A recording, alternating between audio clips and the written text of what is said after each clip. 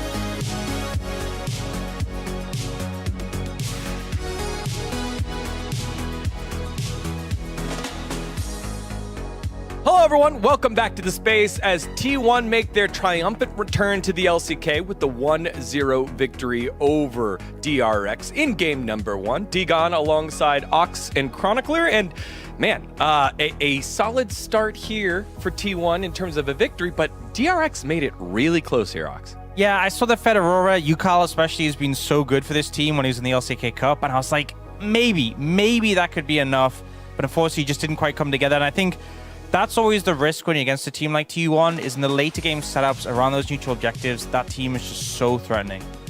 It really becomes a more consistent theme where we do see, even in the last series, right, we see teams punch up, but you just kind of know when it comes to the big three in particular, which is T1, Gen.G, Hanwha Life, actually winning the game is very different from getting a lead. And even though Yukal, with some amazing plays, some not so great, he was definitely the one trying to make it happen. But it needs to be every player playing in peak form, because if one or two people are underperforming, and in this one, Ando unfortunately had a bit of a rough one, it very quickly falls apart. Yeah, and I love that you bring that up in Yukal, because he's actually the main character of this K-drama. A Korea known for great storytelling, great drama. And so we'd like to present to you the story of Yukal in game number 1, T1 DRX. Let's take a look at the footage here as we have the character development, the building of the hero of our story, Yukal. He's a complex individual. You know, you can't just describe him in one word. Although he was pretty 1v9 for most of this, the parts where he wasn't made it all the funnier, because early on doesn't use his ult here in the initial play, and you go, I'm not so sure, but then sets up a crazy fight here that ends up leading them to get a good amount of objectives.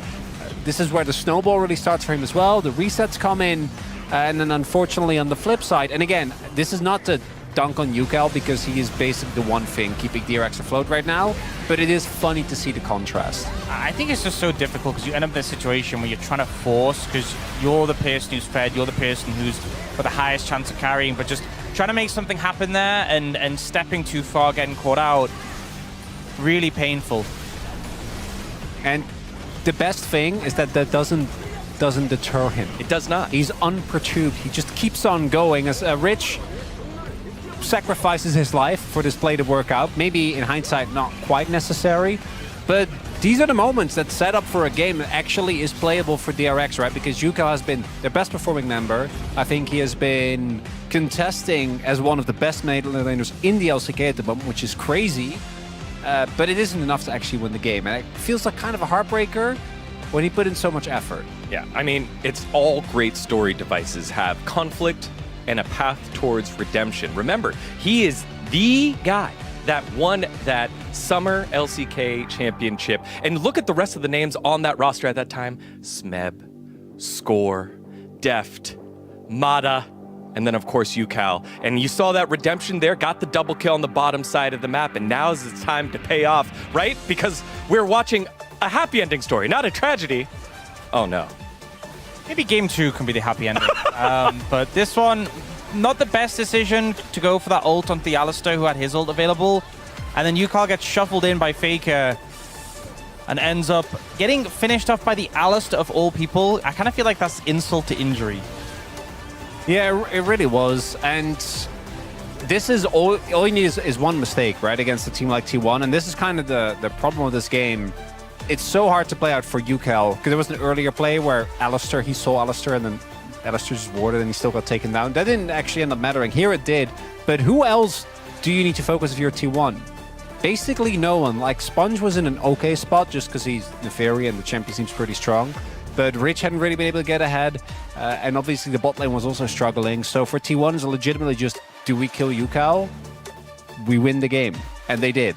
Yeah, I think that's the difficult part of DRX, because you can see the steps they're making towards improvement, the early game leads they're getting, the firepower that they have. I think the worry, if you listen to the comms from the listen-ins, there's such emotion when Yukal gets these kills, but not maybe necessarily, okay, from this we go to this we go to this. Whereas for T1, it's so methodical, especially how they set up around those objectives. And we'll see them do it again here in game number 2. Guma looked pretty good, Faker looked pretty good. T1 buzzing as usual. Maybe they'll get the job done here in game number 2, or maybe DRX will be able to battle back and make it a 3-game series. Let's send it back on over to Atlas and Bolt. Thank you so much, T-Gun. Yes, it is time to get into game number 2. Let's see whether Teddy is going to be more visible here on the map this time around, whether once again Yukal can have a pop-off performance, and whether she's going to wake up in time for her team to do something good, or whether she just stays asleep and misses what could be a catastrophe. I feel like this is a harkening back to the guys that just fell asleep. Was that during the StarCraft game? There were a lot. There were Where a the lot guy of dudes just who wakes fell up and asleep. just starts clapping to himself. I think that was the StarCraft 1 game, yeah. Her lip moved, which means she's dreaming, and she looked like a DRX fan, so she's dreaming of the upset. Maybe she fell asleep after the early game in game 1. She's waking up and be like, wait, what happened? Whoa. This guy is ripped. He just needs some Buff on Orn, buffs. please, Riot. Yeah, and that's what Maybe we they need. should just make an orange skin that looks like that guy. I was actually tempted to buy that Orn plushie just the other day for my nephew. Decided not to. I went with the Elder Dragon instead because he's super into dragons at the moment. Apparently 2-year-olds, dragons are the way. Okay. I thought it was dinosaurs, but no. Needs to be a bit more mythical than that. Let's get into the dramatic music. And now it's time. DRX versus T1 Game 2. DRX remaining on the blue side, so correct colors for both of these teams. DRX, of course, very blue. T1, very red. Red side, blue side, you love to see it. But I'm glad what you we'd got like that to out of see the is way. a Game 3. Yeah, thanks, Will. I needed it. Now everyone is very clear on where we stand in Uh-huh. terms of side selection and where the players are playing and what colors the jerseys are. They were very confused before. No, okay? I know. It was really useful of me to do that. It can be quite tricky, and if some colorblind watchers might actually appreciate it. Did you know the most common color blindness is actually red-green color blindness? Yeah. Why are our traffic lights red and green, Wolf? Answer me that. I don't have an answer for you. I know, it's just silly, isn't it? But they also have shapes, so it's okay in positions. Yeah, they do have positions, so just make sure you tell them that left and right, or up and down, depending on which country you're in. Okay, Kalista going to be the final ban here, as once again, it is going to be the Poppy, Varus, and Kalista, this time in a slightly different order. Same thing to be said for the first couple of bans on the side of T1, but it's Vi? Ezreal following up. Vi is up, so we could see a first pick Vi here for Sponge. That empowers Yukal with a lot of different champions where he could potentially carry. But I'm seeing a Rich nod, and last time Rich nodded at Sponge, it was a Sponge first pick. But I'm not 100% sure. It feels like an angle where you certainly could just lock the Vi, and that is what they will do. Do you know, there's something that's really difficult that's been written in chat. This guy says, Atlas, if you read this, say yippee when Teemo is locked in. But Teemo's probably not going to get locked in, so how would he then know that I read his message? He's just banning you from saying yippee. Now you can't say it. Oh, no. Oh, wait, but I said it when I read out the message. Oh, no, it's doomed. Okay, Ambessa and Misfortune. Pretty good 1-2 punch after the Vi was locked in. I'm pretty frightened, although There's no Rel. the nameplate does say Doran instead of Zeus, so Doran Ambessa, this is where he's going to have to show that he can play more of that carry style, and hasn't really been the way T1 has looked, although he did have a decent Rumble game, I guess. I want to see what Yukal wants to play with his Vi more than anything else. Is he just going to play Ahri here, which is the most boring but standard and quite strong pick, as they will take the Aatrox here into the Ambessa, which has been a pretty good matchup for the Aatrox. Aatrox is in a pretty good spot right now. We've even seen this champ blinded a few times this year, but it's a question of, what Yukal is playing, because he is, again, the most consistent player here, and I know it's crazy, especially when you look at the breakdown we have on the space. Oh, Vi Ahri? It is going to be the Ahri, so it's another champ where you can proc electrocute, put some pressure on Faker, you got some jungle attention, maybe you can take over the game. Quite strong into Misfortune as well, because he's very immobile. I'm just going to write Talia in here. Oh, But it's it's Silas Silas. instead. Never mind. That is fighting fire with fire. I was really expecting the Talia to come in. It felt like it was already so powerful into the amount of dashing that has been set up. But a lot of people do like to pick Ahri into the Talia anyway, because she can get out of the way of the threaded volley relatively well. Kai'Sa ban was super obvious because it's Teddy, first of all, but perhaps arguably more importantly, they already have so much good dive set up here with the Ahri and Vi. And Guma will never want to play Kai'Sa. No, not in most cases. I mentioned it earlier, not a pick that he's known for, often criticized for on the rare occasion he plays it. But this final ban was probably just going to be another AD carry, likely a safe one. Yep. So you took away the Ezreal, safe. Took away the Kai'Sa, that works well with the dive, and then you took away the Xayah.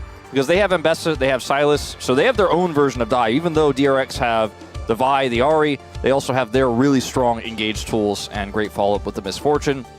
I'm maybe a Maokai here? Oh, it's a Sivir angle for Teddy. It's 100% the Sivir angle. Nocturne going to be taken away from Oner. That's interesting to see the Nocturne ban there. I mean, it's a Oner classic, but they're not running the Orianna.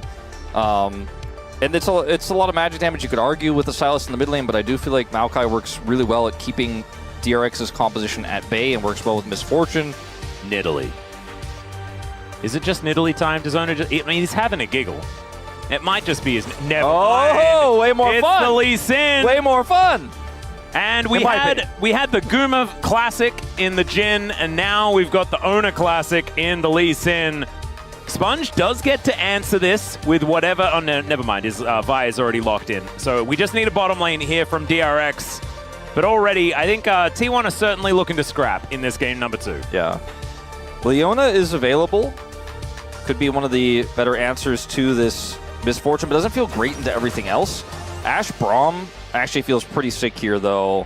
Yeah, I'm not going to lie. That's pretty strong. And it's one of the strongest level 1s as well. Keria will end up with this Rakan, which is kind of risky, to be honest. It's tough to engage on most of these champions. Like, Ahri is very mobile. Vi is not necessarily the target you want. She can engage on you as well and lock you in place. Not a lot of incidental damage, though, on DRX right now. Often it has to be like a skill shot lands or something like that. There's no equalizers you're going to be dancing through. So if Keria plays it really well, he could have some pretty amazing angles. I'll be honest with you. If you take the nameplates away, I feel like DRX has a giga draft gap here. Like, they have Arrow into Vi ult, or Vi ult into Arrow, into Charm, into somebody is dead. They have so much single target blow up. It's so easy to play as well. And the chase down with the Winter's Bite on top of all of that. No, you're never getting out. You're never getting away. It is predicated a lot on individual lane performance, but we've already seen Yukal can win lane. He already did in game 1. Rich is very, very much in form right now, and Aatrox is one of his old favorites, even though sometimes his performances on it in the past left us raising eyebrows. He does like to play it. I think by now he's definitely a lot more well-versed on it than he was during his debut. And I think T1 is still the stronger team. I think they're still coordinated enough to, like in game 1, probably win around some great late-game objective control and team fighting. But once again, DRX have some great tools here, and they simplified the comp, and maybe that will be enough to push them over the line this time around. Yep. I really wanted to check in to see whether Sleeping Lady has woken up yet or not, because like you say, the draft is looking pretty good. Like, maybe it is time to just give her a little shake and say, like, perhaps this is the game that you want to watch. I know game 1 wasn't really at that from like about halfway through. This time it might be a little bit better, unless T1 just have one of these Oner Faker games where they just roll over the top. Let's jump onto the Rift and see whether that does indeed happen.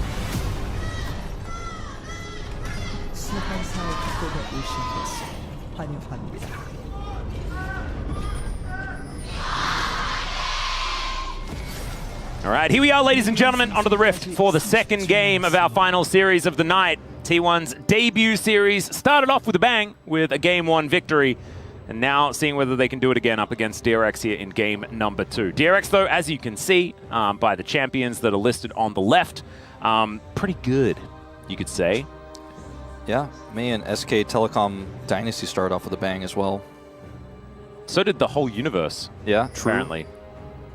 I don't know. Have we disproven that one yet? Have we disproven that one? I don't know. I trust the scientists, you know? I thought that there was something that came back that said actually like the world is older than the Big Bang or something, or the universe is older than the Big Bang or something, and people got confused. But I don't think I clicked on the video. I think I just like read the title and was like, that's weird, and then moved on to video game content. Then you like got concerned about your algorithm. You were like, why is this here? Oh no, I've got loads of that, man. Like often it's just cosmic stuff. Just like, you know, Brian Cox can read anything to me and I'm psyched about it. Is Polaris or Faker a bigger star? I think it's Faker. I think so. Sorry, Polaris. Yeah. You may have guided a lot of ships, but Faker has certainly guided a lot of ships, you know what I mean? If Faker was to blow up, would it be larger than Beetlejuice exploding, which is apparently something that is happening currently, although is it happening currently? Because maybe we're just getting the light from it now, and that means that it's actually happening in 1 billion years or something like that. or go. Yeah, this is like, maybe we shouldn't be talking about that sort of stuff. As UCal once again really finding the angles. There's that electrocute that you were talking about, Wolf, and already trading very well.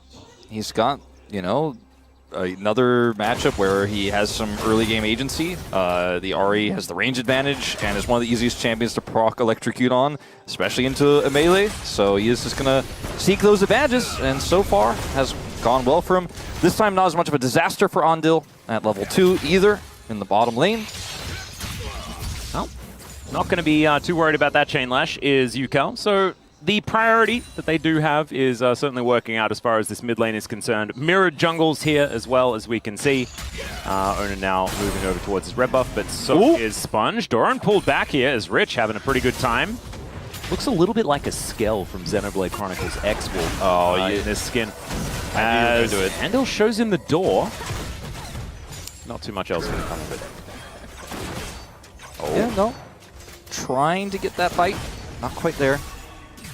Oh yeah, I'm supposed to talk when they're doing stuff. Well, I don't know. I was kind of holding my breath. I'm like, wait, is something going to happen? It looked like something might occur, but, you know, we didn't want to overdo it, so we had to just give it the pause. Ooh, see the double up doesn't hit, you know. Ooh, okay. Faker not going to be backing right now, as Volley will pick up the cannon, so no -1s in chat. Keep those out. As Andil's going in. Okay, finds the Winter's Bite onto Gumayusi, as stun not coming. Teddy unable to walk up far enough.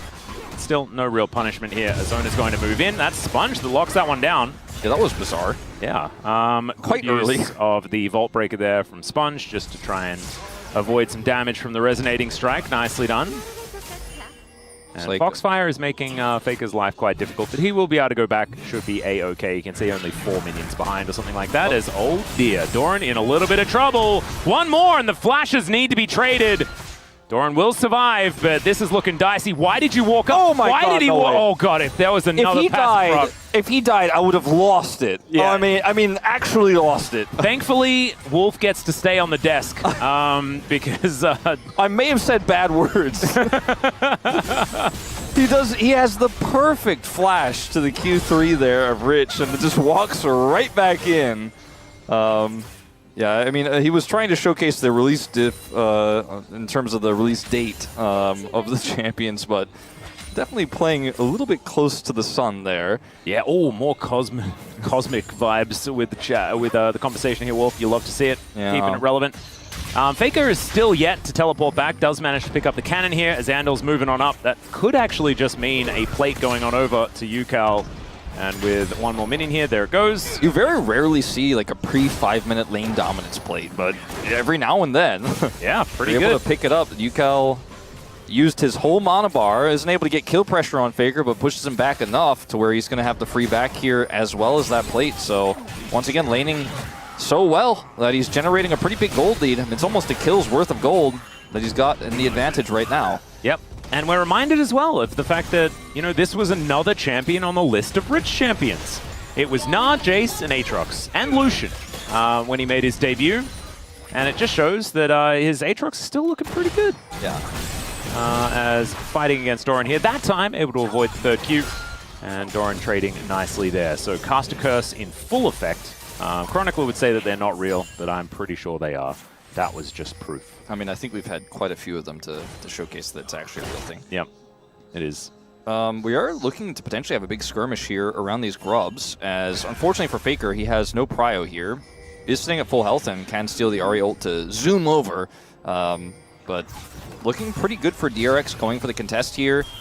Teddy is level 4 though. All right, Faker has stolen away an ulti here, as UCal could be in a bit of trouble, but the charm will land. Sponge moving over, only level 5. As Oner still onto these grubs. Oh dear, okay. Still, that doesn't mean that Sponge can press an R button because he still doesn't have that one available. One grub has now been taken as Keria looking for a grand entrance angle. The charm goes wide! That could spell the end for UCal, but still looking for an angle. Flash out from Sponge. As Guma level 5, he does have that Make It Rain to slow him down. And DRX not able to get any joy when it comes to these grubs. T1 should be able to just go back and grab the third one if they would like it. Man, that tempo hijack from Faker was actually insanely high value. Just pushes UCal away. They're able to get the faster group there. And it's just moments like that where you're like, sure, 200 gold down, doesn't matter. As Keria, he's just going in. Oner might be able to take away the blue buff, but no, early smite there. As once again, Sponge looking for an angle, but Andal just gets himself out with the flash. Great flash from Andal, because if he doesn't flash at that exact moment, he might get insect, which would have been a disaster. Well, not the full insect, but a flash kicked into... Which insect? Probably Dragonfly. Ah, yeah, cool. Splat on the windshield kind of situation. Yeah. But he flashed it. It's okay. He's good. Yeah. So no insect for Andal, and that is a good thing. Yeah. He is down his flash now, though. And no kills in the situation, but I feel like T1 played that incredibly well. Faker down on CS, down on gold, like I was saying, but makes the play to end up getting a positive trade onto UCal that allows T1 to hold that aggro. Oh, dear. UCal? Sorry, Andal. Getting a ward in and isn't actually going to get punished. I was a little bit worried there, but you could see that UCal had roamed up from the mid lane. And Keria thinking about trying to find an angle here. Winter's Bite coming on through. Connects onto the Rakan as they turn their attention to Gumayusi. Level 6 now picked up. Teddy with the arrow. Well, there was an angle there for an arrow as Guma was channeling, but they don't commit. That was scary. He does have cleanse, of course, but... yeah, getting that cooldown still would have been worth. Yeah. Probably wanting to look for perhaps a different... more guaranteed the dragon is up and available, so yeah. Maybe a fight around there could have been an option. I mean, Andal is playing super aggressively this game. This is the kind of confidence we really didn't see from this guy on the Freaks. He's just really looking like, he's ready to scrap at any moment. He's trying to extend this early game Braum opportunity super late, even after losing his flash, goes straight in onto Oner, trying to cause some chaos there. Doesn't end up leading to any kills, but, T1 is a very high bar that you set, so plays like this, looking good is... Whoa! That was a pretty good arrow. Oh, Actually success. Connects. Nailed it onto Oner. Well played. Accurate.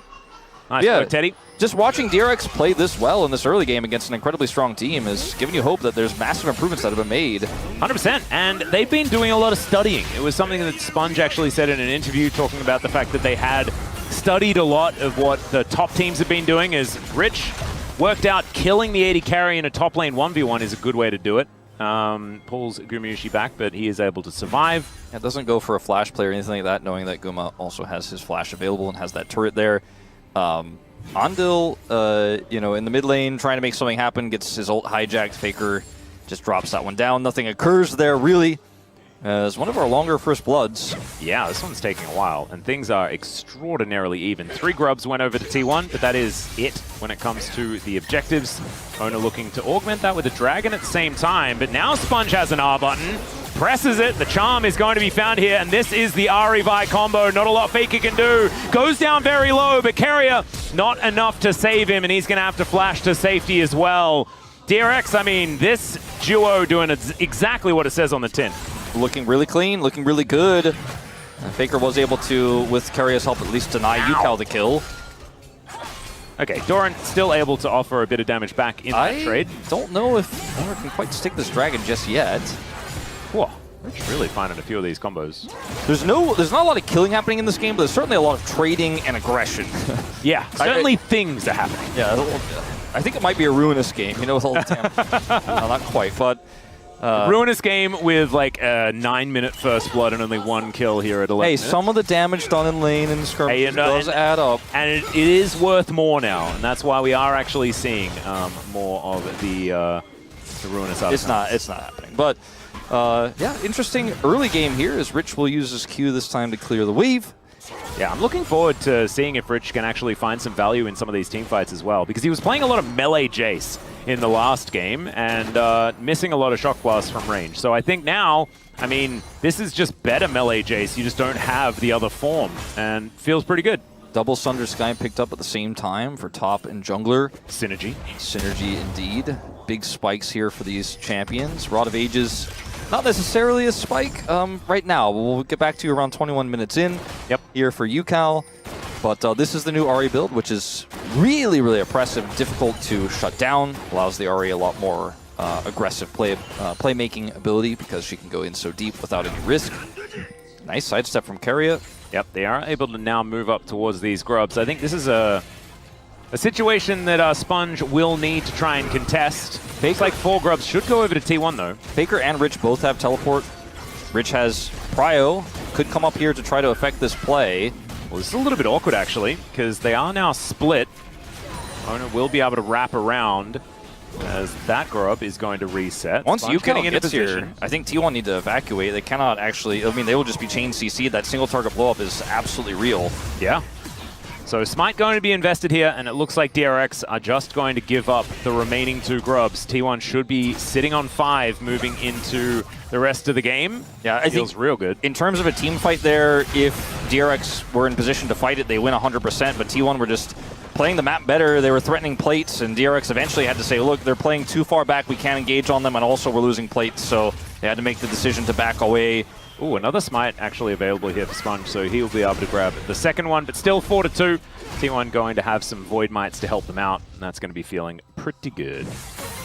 Really do like how T1 are using turrets and lane pressure to help secure these objectives, and that gives them the 4-2 split.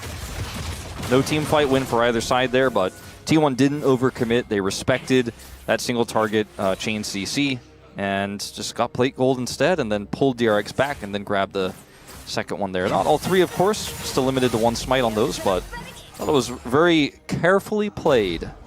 Yeah. All right, Teddy, back to the mid lane. And let's see whether he has a better time as we crest the mid game here. Teddy, of course, not looking like much at all in game number 1 on the Corki. This time on the Ashe, certainly a lot more high priority pick. Yeah, he went for the Untals first, which is better than Triforce. Please don't build that. Somebody built that yesterday. I'm not going to name any names. But he is significantly far behind in this game in terms of CS. So you can see that gold lead reflected in Guma, who has his Bloodthirster online, which should give him a little bit more safety to this comp here for DRX. So he's feeling pretty good. Oh, nailed it. That Man, looked I was weird. worried. I was really worried. Yeah. But it's a very even game, and this time T1 doesn't have a massive scaling advantage like they did last time around. So the 600 gold lead feels just like a 600 gold lead. It's now a 500 gold lead, but yep. It's only a small advantage. These next few fights are really going to be where the game breaks open. Ooh, Sponge with a wraparound. Oh dear. Doran could be in a whole lot of trouble here as he's not able to ult his way out. Good sidestep there as now Keria comes in. Vault Breaker right on top of him. Gets the quickness down, and Sponge is now the target. Infernal Chains not really doing too much as Andal. He comes down. Nice arrow just supporting the rest of the team as it sails by. Maybe there were snacks on it and they got to pick a snack off the arrow to find some sustenance or something like that. Otherwise, it didn't do anything. There was not a whole lot of vision for DRX on the river. I think that's part of why Sponge decided not to ult Keria there, because he was scared about what it could mean for the upcoming fight. Is Andal? Yeah, Andal is all the way up, but he's able to stand beside Sponge. And Faker finding some chains here, looking for the solo kill onto UCal, but once again, it's going to be a charm landing. Meanwhile, more fighting here towards the bottom side of the map as the flash over the wall there, and another stand beside me here by Andal is going to save his life. Rich kind of hoping that he was able to get in on some of that action. It felt like a fight built for an Aatrox, but T1 just fighting around Rich instead of for him. Andal is just... the amount of times he's almost died this series, and then gotten away with it has been quite high. He doesn't afraid of anything, Atlas. Yeah, he's kind of him in this game. Yeah, no, he's making me afraid every time, but keeps getting away with it. 0 deaths so far in this one. And gold lead actually swings over to T1 here after that last passage of play. And Oner is going to start this Dragon without really any teammates nearby, but they are rotating over now. Doran does have TP, so... Oh, UCal's backing and doesn't have teleport, so it looks like it is just going to be a give up on the Dragon type scenario.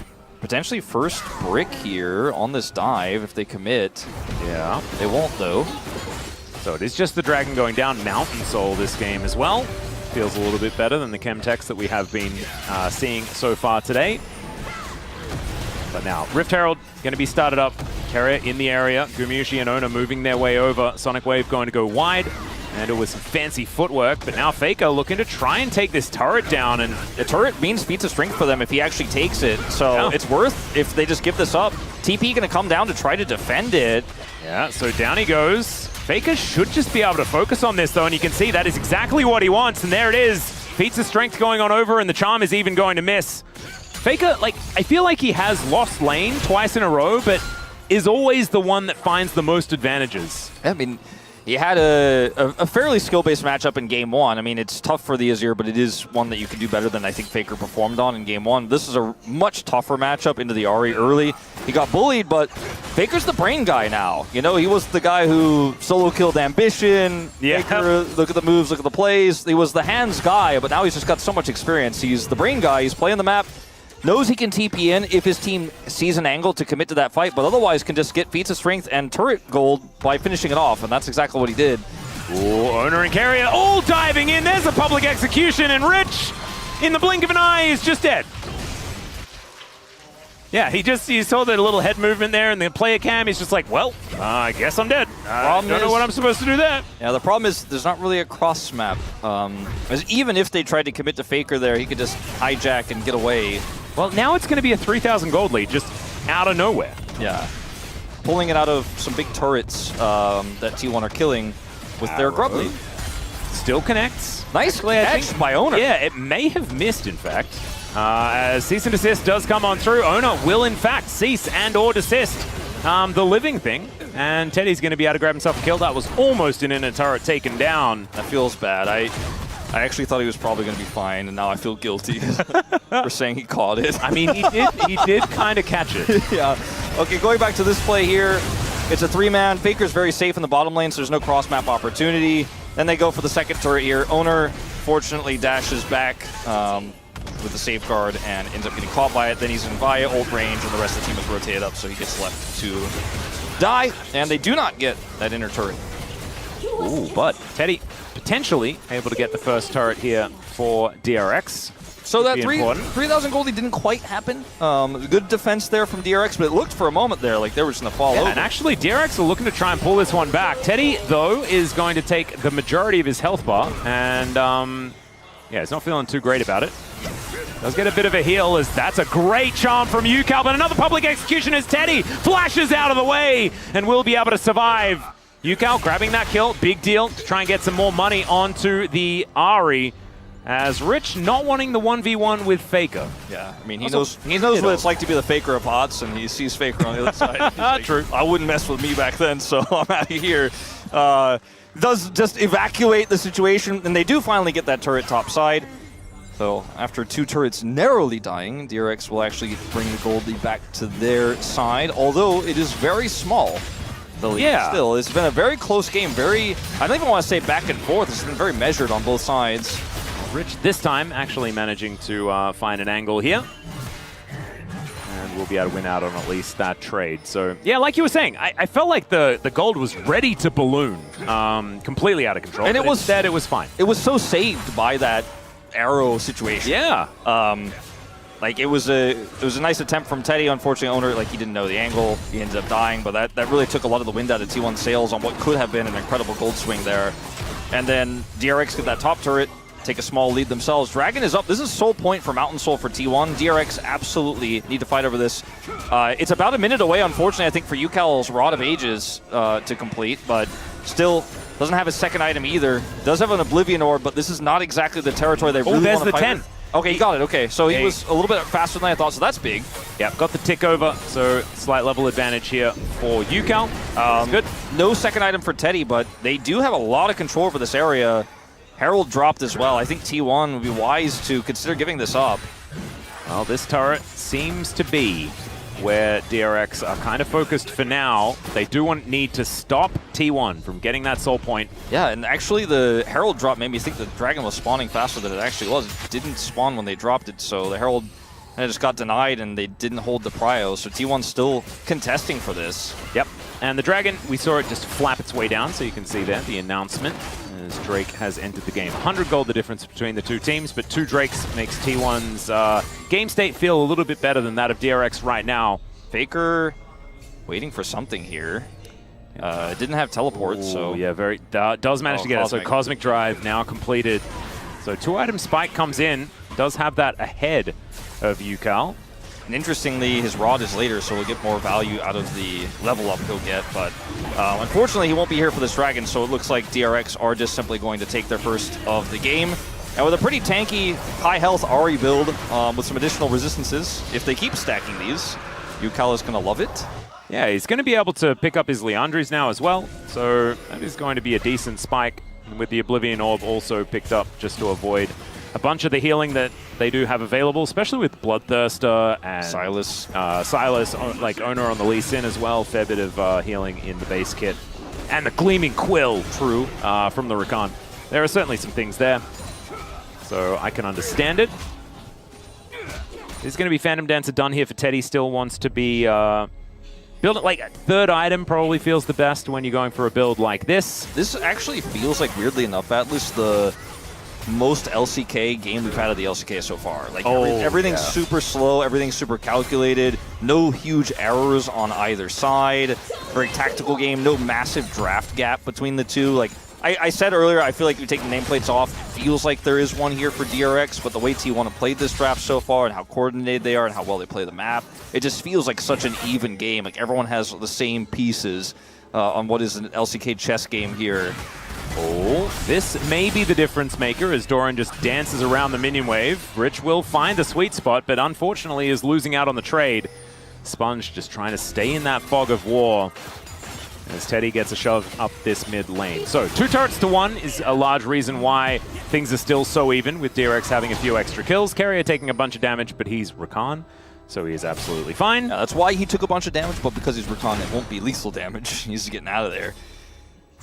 We have a really relevant question that was just asked in our group chat, by the way. Yeah. Valdez was wondering, like, because I often say about things written on tins, what does it actually say on the tin? As we're going to have to hold that thought. Oner throwing Sponge out of there. Delivered underneath the turret is slightly suboptimal, and immediately Sponge just goes down. Can they get the answering kill, though, as Doran is dancing away from the fight? Charm connects onto Faker, but he is still looking for more. Chains go wide. Rich still at full health, and Faker may have overextended, but he's got another dash. The cavalry are coming down, but they're seen on the vision as the quickness dives forward, and there's the bullet time. They take down the Rakan, though. It was an awkward situation, and the turret is also going to fall. Ultimately, in the end, I think it was just completely even. Yeah, it's just a 1-for-1 support for jungle.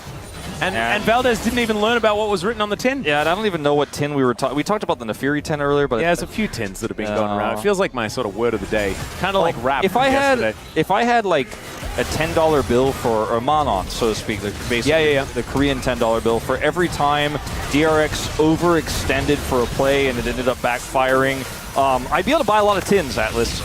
But luckily, this time it's not just a big overextension with no follow-up, because UCal is super mobile, is able to get his way out of here, and the rest of DRX do show up here to help push this turret down. Rich takes a very long time with that Q there to actually kill the turret, which made me very nervous, but he does end up taking down Keria with his squad there. Well, he didn't get the kill, but anyway, they end up taking Keria down anyway, so it ends up being a trade. I was very worried that DRX were going to hyper overextend and give multiple kills to T1. They do end up pulling it off, grabbing that turret. The game is still even. They're looking for another turret here to make it basically dead even in terms of gold. Yeah, slight advantage, in fact, here for DRX. And by that, it's like 300 gold. Yeah, it's even. Yeah, it's nothing. So Baron has just spawned. It is another case where there's Arakan and Baron here towards the top side of the map. And last time the game was even, and then we had that situation where the Baron and Arakan immediately went down, and then T1 had a 10,000 gold lead out of nowhere, and the game was over. This time, T1 do not have Baron control. They do not have Arakan control. They don't have full vision in the river. It's in fact DRX who have those advantages. Ooh, Doran finding the opportunity where Rich doesn't have all of his buttons, and then nothing really happens. How many dashes you got, Aatrox? Haha. Well, 2, I guess. Yeah, that was a lot back then.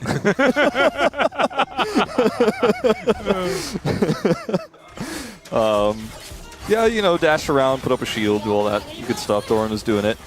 I like DRX's chances in this game, because if they can maintain vision control over these objectives and T1 have to fight their way through, there's just so many ways that go wrong. It goes wrong with the, you know, the arrow, etc., etc. We've been talking about all game long with the single target kill potential that DRX have. They're going to clear this vision once again.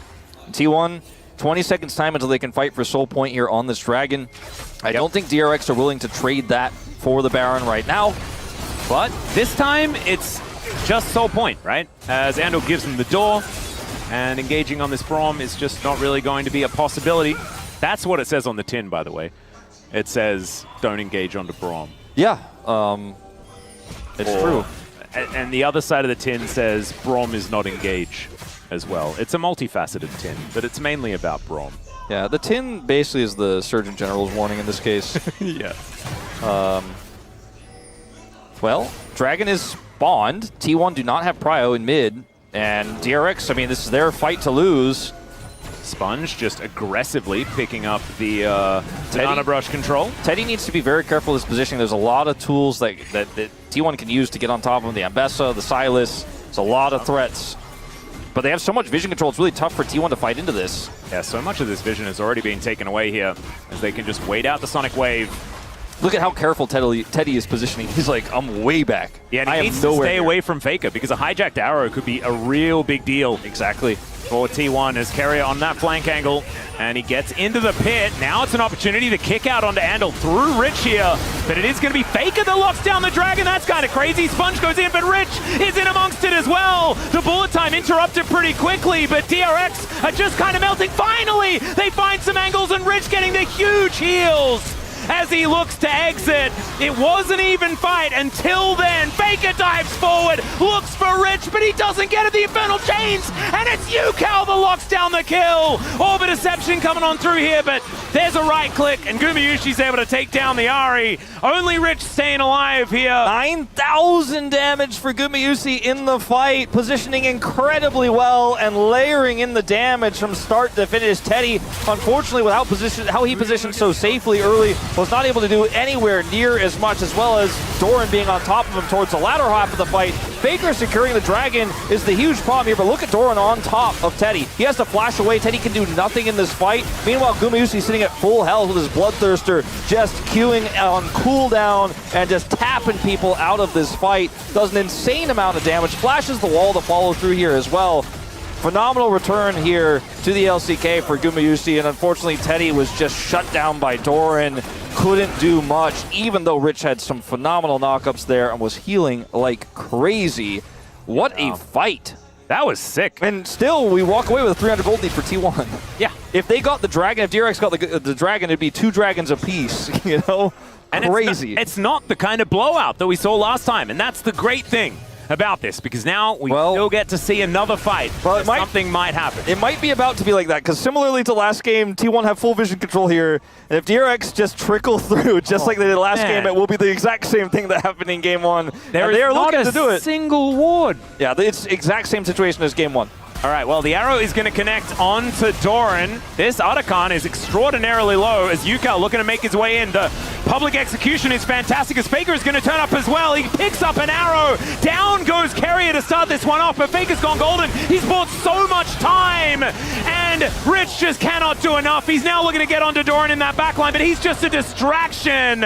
As now Rich flapping after them, looking for a bit of an angle here, as it's only Guma and Oner that are left alive, and the Otacon, thankfully for DRX fans, doesn't fall amongst all of that. Huge heroic plays here across the board for DRX, and even though Teddy dies, both Rich and Yucal play the fight so well that T1 end up trading evenly, but it's not enough. Because of that, they can't actually continue to take these objectives. Remember, the Otacon is shredding some of these resistances as well, so it's really tough for Guma to just walk forward. So he's actually out of the fight for a lot of this early part. Doran goes in super deep, and unfortunately for him, isolates himself. It's a great stasis here from Faker, and yes, they take out Teddy super early, so he's not going to offer much damage, but because Doran is split off from the rest, they can't actually continue to chase or follow up, so it ends up being a pretty even trade. Slight trade up for DRX, and they actually remain about 300, 400 gold in the lead. They deny the objectives, and unlike last time, they're actually able to show up to the objective as all 5 and get there before it's too late and actually end up securing the fight itself. Yeah, really nicely done. I swear, like, Gumayusi should be playing lethality. Because the angles on these ultimates have been fantastic. A little bit better than that arrow from Teddy that did go a little bit wide. But yeah, I mean look, that bullet time just didn't feel like it did quite enough as Doran once again caught out of position. The Infernal Chains pulls him back, but he uses the ulti, and Sponge is actually the one that falls down. This time, Keria is able to keep himself alive, and Rich is trying to be the hero, but it's not enough. He's CC'd and put down, and now T1 will find themselves that advantage they've been looking for. And we had the fight, you know, we jumped into it a little bit late. I'd love to see exactly how the setup worked and how T1, or how DRX thought they were going to win that exchange or the engage there. But put themselves in such a risky spot, and Teddy is just not able to actually front to back with his team when the front line goes in that deep and just kind of ends up popping. So it's Rich who thinks he's caught Doran here. Sponge actually ults onto the Ambessa, and then Keria's follow-up here is so phenomenal. They end up getting the charm on the Sponge. He dies first. Keria then gets a knock-up onto Rich to keep him out of the fight. Look at Teddy. Throws a volley in, and he's like, I'm sorry, that's all I got. You guys were way too far away. You were way too split. I can't offer anything here. And that's that. That's Otacon. That's Baron. We've seen this before. We just recently did, didn't we? Yeah, and so now it's 3.5k, the gold lead instead of 300. It's not quite the explosion that we saw in the last game, but that is before all these turrets have fallen down. And yeah, you best believe a lot of these turrets are going to be falling down. It could very well be very soon. Yeah. As we're on the way to 2 GAs for Doran and Oner. Okay, they're looking to try and lock down Faker here as Oner is going to stop Andal from following up.